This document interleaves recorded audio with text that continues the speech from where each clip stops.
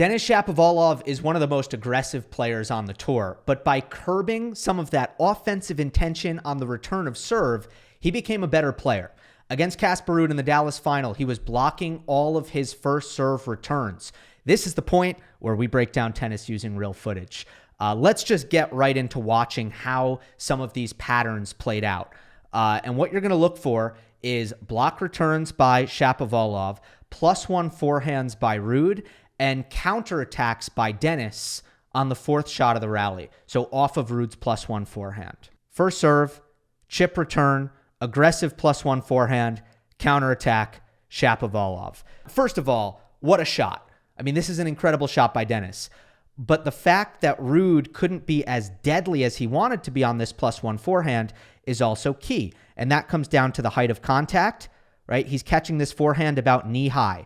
If it were higher up, he could do more damage on this approach shot. If there was more incoming pace on the ball, that's another way that Casper would probably be able to achieve more damage on the approach shot. By the way, if Denis wasn't able to recover all the way to the middle, then Casper's approach shot would have probably been able to stretch him out more and knock him more off balance. Instead, Denis is able to protect his contact point and stay on balance and therefore obliterate this backhand passing shot down the line. We're going to go to the next point here, and sometimes it's just as simple as volume of returns in play. This is set point, block return, and Ruud makes a +1 forehand error. Denis takes the first set. Volume of balls in play, that's crucial. All right, let's watch one more here. Block return, Ruud inside in forehand. Shapovalov counters with the one-hander, and now he takes control. Big forehand, overhead finish. This actually gets Denis the break of serve at the start of the second set. That would ultimately be the difference in the second set for Shapo. So it's the same thing. We got a block return, not a lot of pace, good defensive positioning for Shapovalov, low contact point for Ruud. Doesn't do quite enough damage on this +1 forehand, and Shapovalov uses his shot-making skills to counterattack against a Casper, who is kind of out of position here because he had to run around the forehand, has to massage this next ball.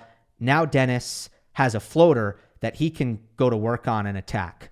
Moral of the story, when you have the athleticism, power, and shot-making capabilities of Denis Shapovalov, make the return conservatively, block that ball back, give yourself a chance to turn points around in the rallies. That's what Denis was doing, and he spent way too many years of his career when he was young, missing too many returns because he wanted to swing big. It seems like that's a thing of the past, and if it is, we're going to see a lot more electrifying, winning tennis like we saw from Denis in Dallas last week. For the full analysis, make sure you check out Monday Match Analysis.